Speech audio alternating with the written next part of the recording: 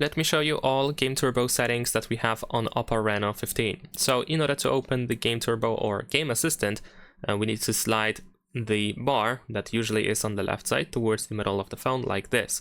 And first let's start with the performance settings. So over here we can toggle the power saving mode, we can also switch the balance, and we also have the Pro Gamer mode over here, which allows you to get even more out of the game, or actually even more out of the phone, so it increases the performance.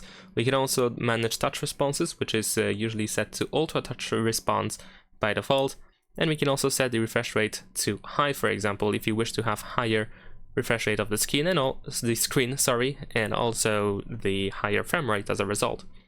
And besides that, if we go to the performance, then over here we have the My Gaming Performance, which is like a personal section or profile that you can still manage. Here we can go to display settings. We also have controls, so you can adjust the tap sensitivity, swipe sensitivity, and so on and so forth. Even gyroscope settings are here. We can also find network settings, but we need to grant some permissions to be able to use it. And let's reopen that panel. There we go. And over here we have a smart dual SIM switch and smart dual channel network. And we also have focus settings where you can, for example, toggle bullet notifications and some other stuff in here. There's also the call blocker and D&D mode, or actually D&D mode setting.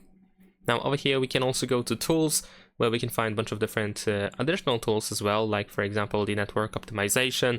Once again, we can toggle bullet notifications. We have the system status, cleanup option, game capture, screenshot, screen recording, mistouch prevention, D&D mode, championship mode, autoplay, quick startup, voice changer, holo audio, orientation lock, game filters. There's also bypass charging, silent launch, sound effects option, commands, game assistant, and of course we can customize these tools over here.